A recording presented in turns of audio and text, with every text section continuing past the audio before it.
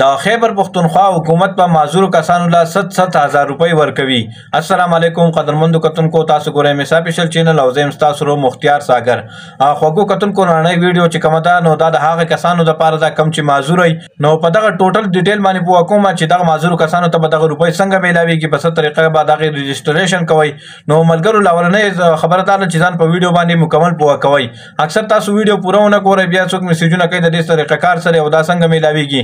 نو دا ویډیو چې کومه ده تر اخره ګورئ، ځان په پوه کوي. نو بالکل مرګرو کوشش وکړئ چې دا ویډیو کلیپ د نور مرګرو سره ضرور شیر کړئ، ځکه چې تاسو د لاسه یو غریب سړی ته یو معذور کس ته 7,000 روپۍ میلاوي دی شي.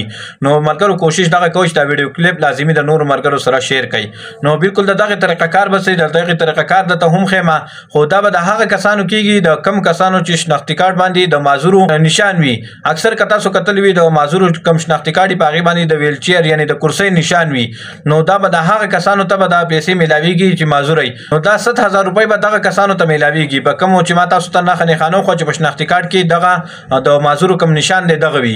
نو دغه طریقه کار به سي ملګرو دا به تاسو ولګي ک تاسو خپل موبایل کې د باغ کس موبایل دغه نمبر والے یا موبایل په میسج کې به ولیکي HQ بولی کوي لکه کې سپیس پاور کوي دغه نورستو بل دغه معذور کس چې کم شناختی کارت نمبر دی دغه شناختی کارت نمبر به تاسو ولیکي او دا به تاسو سند کوي چې تا 8123 تا.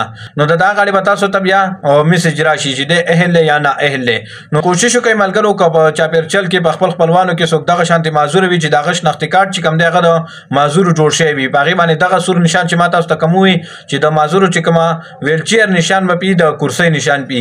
نو بالکل دغه ما چې ته کومه طریقه کار خو چې تاسو په میسج کې HQ بولی کوي بیا بس سپیس ور کوي بیا دغه معذور کا شناختی کارت نمبر ور کوي او 8123 ته بدا سند کوي. هغه به بیا تاسو ته میسج راشي کول میسج لګلیټ راځي خو تاسو به میسج ضرور سند کوي. نو کوشش وکړئ که تاسو په چاپیرچل کې دغه شانتي معذور کسانی نو وګرځي پسې د ثواب په نیت باندې دغه کسانو لپاره دغه شناختی کارت نمبر راوخلې په میسج کې ورته ولېږئ. نو کېدای شي چې تاسو د لاسه یو کس ته 2000 روپۍ میلاو شي. د عام سړي لپاره 2000 روپۍ څه حیثیت نه لري، خو د غریب سړي لپاره د یو معذور کس لپاره 2000 روپۍ لوی شی دی. نو ملګرو کوشش وکړئ چې دا ویډیو پیغام څومره مخې ته شیر کولای شي د مرګرو سره ضرور شیر کړئ چې تاسو د لاسه یو غریب سړي ته یو معذور کس ته پیدا ورسی. نو زما خو تر دې حد پورې دغه کوشش کوم چې څومره پورې ځکه کېدای شي تاسو له اهم معلومات راوړم. نو تاسو کوشش هم دغه کوئ چې تاسو دا ویډیو مخې ته د مرګرو سره ضرور شیر کړئ. نو دا زمنګ نننې پیغام نننې ویډیو دربل ویډیو پورې خپل قربا مختیار ساگر لور کې اجازه درلوي. الله